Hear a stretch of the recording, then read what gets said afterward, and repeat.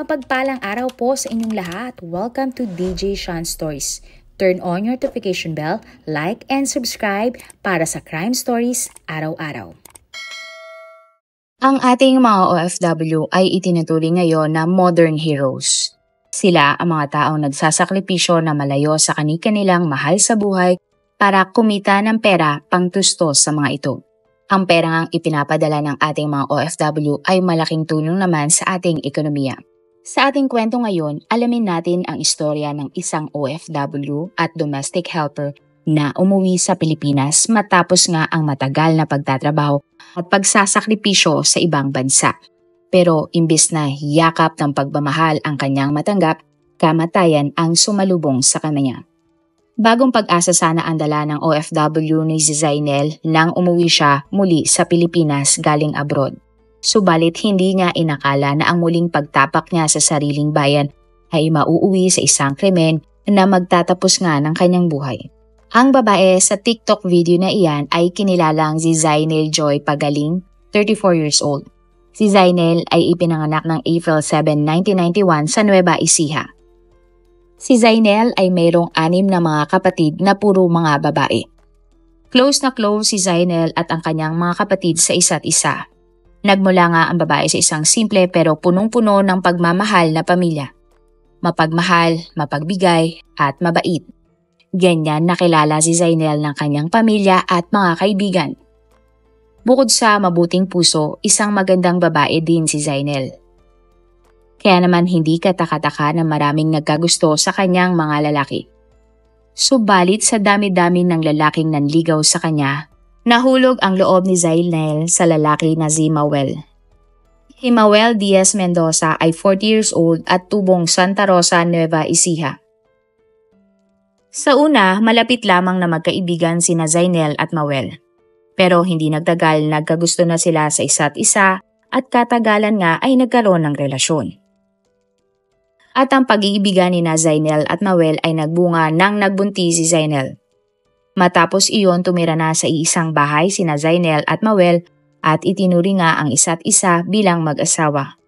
Sumbalit imbis na magkatuwang sina Zainel at Mawel sa pagpapalaki sa kanilang mga anak, naiwang mag-isa kay Zainel ang obligasyon na ito. Nasangkot kasi si Mawel sa isang kaso at kinulong. Naging negatibo naman ang tingin ng pamilya ni Zainel kay Mawel simula nang siya ay nakulong. Kaya naman, inidyukan na si Zainel ng kanyang pamilya na hiwalayan na ang kanyang mister. Pero, nanindigan si Zainel na mahal niya si Mawel kaya hindi niya iniwan ang lalaki. Bagkus, ginawa ni Zainel ang lahat para makalaya na ang kanyang mister. At kalaunan nga nakalaya na si Mawel at muli siyang nakasama ng kanyang pamilya. Sa mga Facebook post nga ni Zainel makikita ang pagmamahal niya kay Mawel. Binabati niya ang kanyang mister sa tuwing Father's Day at tuwing kaarawan ng lalaki. Ay naman sa mga nakakilala kina Zainel at Mawel, mahal na mahal ng dalawa ang isa't isa. Madalas din makita ng ibang tao mga sweetness sina Zainel at Mawel sa isa't isa. At makalipas nga ang ilang taon muling nagkaroon ng anak ang mag-asawa. At nagkaroon pa uli sila ng 2 anak na babae. Nakita ni Zainel ang pangangailangan ng lumalaki na ang kanilang pamilya.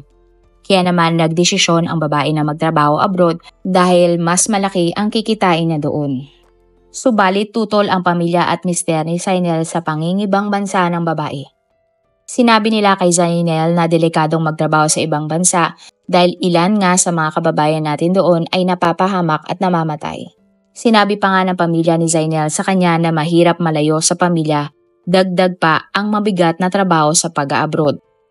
Subalit kahit na gano'n na ang sinabi sa kanya ng kanyang pamilya, nanindigan si Zainel na itutuloy niya ang pagtatrabaho abroad para sa kanyang mga anak. Kaya naman nagtungo si Zainel sa Riyadh, Saudi Arabia kung saan siya nagtrabaho bilang domestic helper. Isa nga sa mga layunin ni Zainel kaya siya nag-abroad ay para magpagawa ng kanilang bahay at makapag-ipon ng pangpuhunan para sa itatayong negosyo. At nang nasa Saudi Arabia na si Zainel, naging kaibigan naman niya ang iba pang mga Pinay na domestic helper din na nakatira malapit sa bahay ng kanyang amo. At maswerteng napunta din si Zainel sa mga mababait na amo sa Saudi Arabia. At para naman kahit papano ay malibang, nagpo-post si Zainel sa kanyang TikTok account. Sa tuwing may oras si Zainel, hindi niya kinakalimutang i-video call ang kanyang asawa at mga anak. Araw-araw din kung kamustahin ni Zainel ang kanyang mga anak mula sa pangangalaga ng kanilang tatay na si Mawel. At sa pagdaan nga ng buwan at taon, unti-unti nang nakamit ni Zainel ang kanyang mga layunin kung bakit siya nag-abroad. Naibigay ng babae sa kanyang mga anak ang kailangan ng mga ito. Unti-unti na din niyang ipinapagawa ang kanilang bahay at sinimula na din niya ang negosyong paresan. Sa isang post ni Zainel, sinabi niya na nagpapasalamat siya sa Panginoon dahil hindi siya nagkamali sa desisyon tungkol kay Mawel. Proud na proud umano si Zainel na ang katuwang niya sa buhay ay ang katulad ni Mawel at sinabi niya nga na mahal niya ang kanyang mister. Paresan nga ang naisip ni Zainel na negosyo dahil magaling umano magluto ang kanyang mister na si Mawel. Tumulong din sa business ang nanay at mga kapatid ni Zainel. At sa pagdaan nga ng panahon, napadalas naman ang hindi pagkakaintindihan ni Zainel at Mawel. At lalo ngang lumalala ang alitan ng dalawa dahil sila ay nasa long distance relationship at malayo nga sa isa't isa at hindi magkatugma ang kanilang mga oras. Bukod doon, pakiramdam ni Mawel may ibang karelasyon umano ang kinakasamang si Zainel sa Saudi Arabia. Pero mariin namang itinanggi ni Zainel ang paratang ng kanyang mister. Sinabi pa ni Zainel kay Mawel na hindi niya magagawa ang ibinibintang ng lalaki dahil trabaho nga ang pinunta niya sa ibang bansa.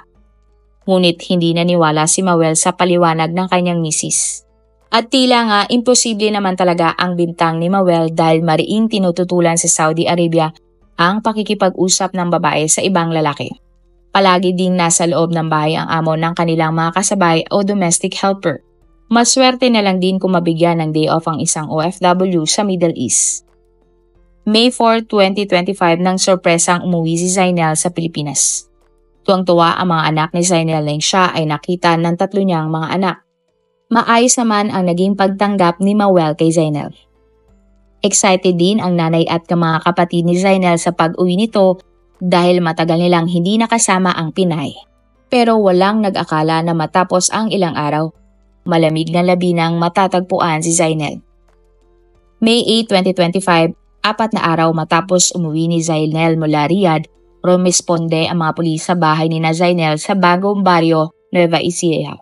Ito ay matapos nilang makatanggap ng tawag tungkol sa krimeng nangyari sa lugar. Naabutan ng mga pulis ang mga kapitbahay ni Zainel na hawak-hawak si Mawel. At pagpasok nga ng mga pulis sa loob ng bahay na mag-asawa, tumambad ang wala ng buhay na OFW ni Zainel. At ayon sa mga kapitbahay, gabi ng May 8, 2025, nang narinig nila ang 3 mga anak ni Zainel at Mawel na sumisigaw na mga katagang, "Tama na daddy, maawa ka kay mama." At dito na nga pumasok ang mga kapitbahay na mag-asawa para tumulong. At nagulat nga ang mga tao nang nakita si Zainel na puno ng dugo habang umiiyak ang 3 mga anak ng mag-asawa. Ang ibang kapitbahay naman ay agad na hinawakan si Mawel habang dala-dala pa ng lalaki ang screwdriver na pinaniniwalaang ginamit para saksakin si Zainel. Dadalhin sana ng mga kapitbahay si Zainel sa pinakamalapit na ospital pero bigla umanong sumigaw si Mawel. Sinabi ni Mawel sa kanyang mga kapitbahay na wag nang dalhin sa ospital si Zainel dahil sinigurado daw niya na patay na ang kanyang misis para hindi na pakinabangan pa ng iba. Ang mga kapitbahay naman na mag-asawa ay agad na tumawag ng mga pulis at tinawag din ang pamilya ni Zainel. Sa ospital, idineklara na nga si Zainel na wala ng buhay. Hindi naman makapaniwala ang nanay at mga kapatid ni Zainel sa sinapit nito sa kamay ng mismong asawang si Mawel. Wala naman daw kasi silang alam na matinding problema na mag-asawa. Pero ang pinakamasakit sa nangyari ay nakita mismo ng 3 mga anak ni Zainel at Mawel ang malagim na krimen.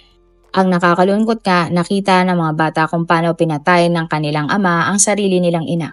At kahit na nagmamakaawa na ang 3 mga anak ng mag-asawa na huwag saktan ang kanilang ina, hindi sila pinakinggan ng kanilang tatay. At dahil nga sa nangyaring krimen, agad na inaresto ng mga pulis si Mawel at dinala sa police station para imbestigahan. Na-recover naman ng mga pulis ang screwdriver sa pinangyarihan ng krimen at pinaniniwalaan nga na murder weapon. Sa police station, walang naging salaysay si Mawel tungkol sa nangyaring krimen at hindi niya inamin na pinatay niya ang kanyang misis na si Zainel. Subalit ayon sa nanay ni Zainel na si Furley, tingin niya planado ng kanyang manugang ang pagpatay kay Zainel. Ito ay dahil nakita umano ng mga anak ng biktima na hinahasa pa ni Manuel ang screwdriver bago ito atakihin ang asawa.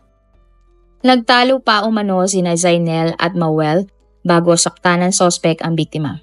Sinabi din ni Ferdy na gusto sanang hiwalayan ni Zainel si Mawel dahil may bisyo umano ang lalaki. At May 8, 2025 nga ng madaling araw habang nasa police station ang nanay at mga kapatid ni Zainel, isang tawag ang natanggap ni Ferdy. Ang tumawag kay Ferdy ay ang kapitbahay ni Zainel at Mawel. Ayon sa kapitbahay na ito, may nakita silang dalawang mga lalaki na sakay ng isang motor na pumasok sa bahay ni Zainel habang walang tao doon. Agad-agad namang pumunta ang isang kapatid ni Zainel sa bahay ng kanyang kapatid. Pagpasok nga ng kapatid ni Zainel sa bahay, nakita nito na sobrang magulo ang buong bahay na tila ba hinalugho. Nang suriin nga ng kapatid ni Zainel ang personal na gamit ng kanyang kapatid, nawawala ang wallet ng OFW si Zainel.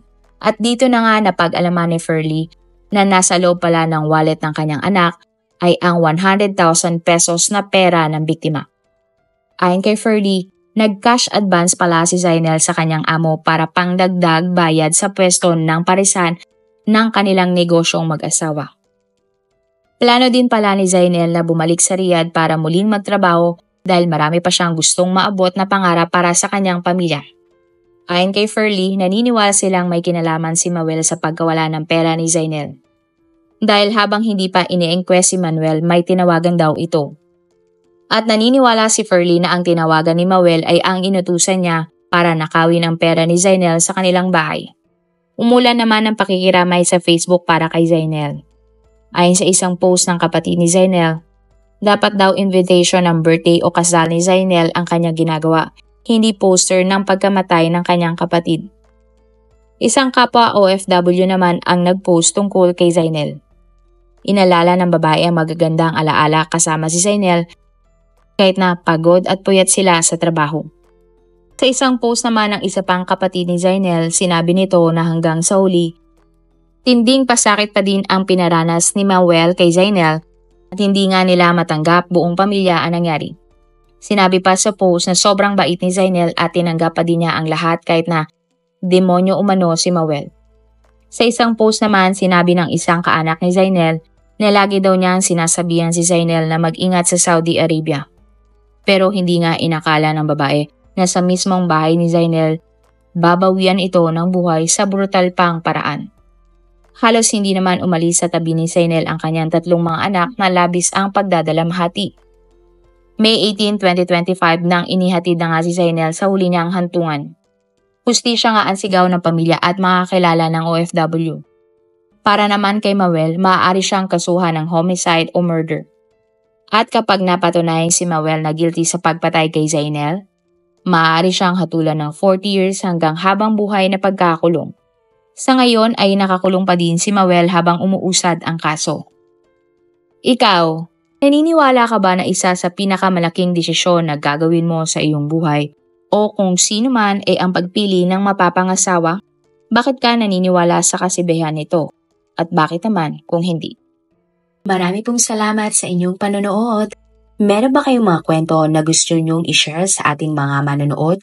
O kung may personal po kayong kwento na gusto nyong i-feature sa ating channel, i-comment down below nyo lang ang inyong mga suggestions. Para naman po sa dagdag kalaman, i-subscribe nyo din po at i-follow ang ating iba pang YouTube channel katulad ng Tagalog Facts and Mysteries by DJ Sean at Manila Boy Wonder Philippines. Marami pong salamat sa pagsuporta nyo sa aming mga channel. God bless everyone!